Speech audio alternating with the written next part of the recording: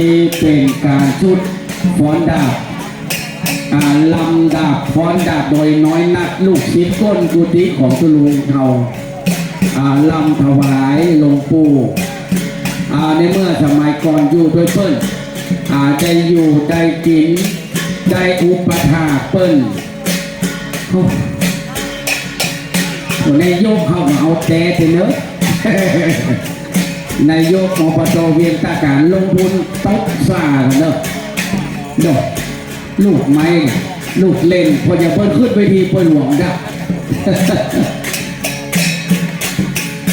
เนี่ยพอลีลาเปิ้ลฟอนดอกตบซ้ายตบขวาตบประภายกตีนขึ้นบนเนี่ยใครจะได้พ่อฟ้อนลำได้ก็หรออันนี้เลยพวกเราว่าสิบมีโคโมมีมันเนาะอันนี้ความรู้หรือว่าเฉพาะตัวห้ามลอกเลียนแบบเนอะ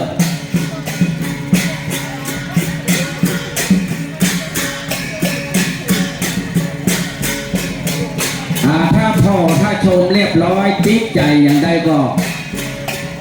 แจกทิปได้เนอะพ่อออกไม่ออกสถานสาธุชนทั้งหลายแจกทิปได้เนอะแบงค์ใบซาวใบร้อยแจกได้ถึงคนฟ้อนตึงคนทุกฝ่าทุกกองเนอะ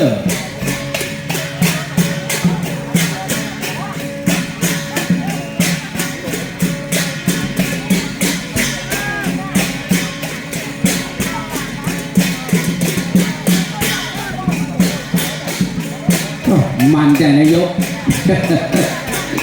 นายกอบต.เวียงตาขานอันนี้ไม่ใช่เหตุหัวตาเนอะ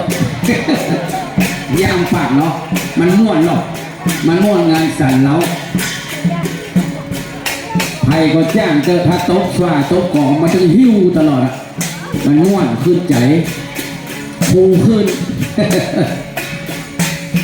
ตอนนี้กำลังควงล่า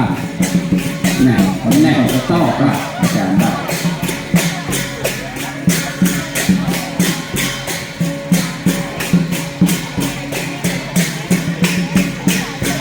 โคศกย้ายมาเพ่หมดจะไปเดือดร้อนกับเพื่อนโคศกมากมายจะได้ไปย้ายเอาคุณละเอาเต็มที่เลยฮะเอาเต็มที่เลยวันเอาแล้วแต่เจ้าเขา7 วันละ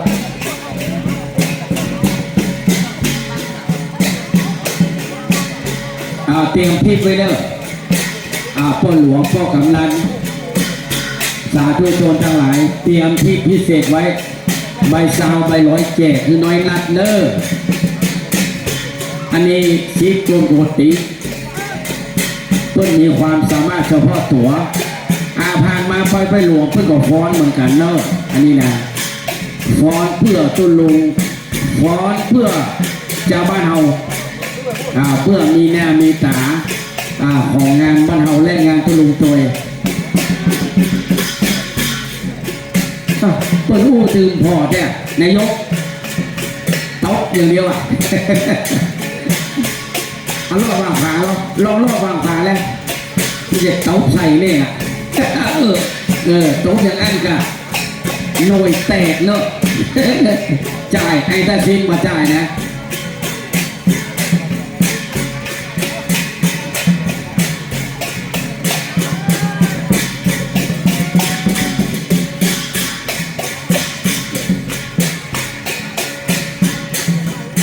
แน่เปิดกาบดาบจนรอบโตสิงโตแน่อันนี้สิงโตกาบดาบแน่ลอกลิ้นละลอกมาได้เดี๋ยวดาบบาดลิ้นละยิ้มตัวกันไว้นั่นเลยดีใจอย่าไปหิ้วกันหิ้วยี่หยำมันจะขวดตาเข้านะมันจะเย้าขวดตาเนอะ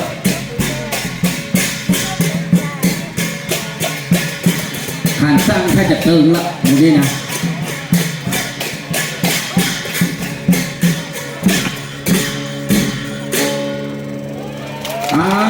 ตบมือกำลังใจเจ้าฟ้อน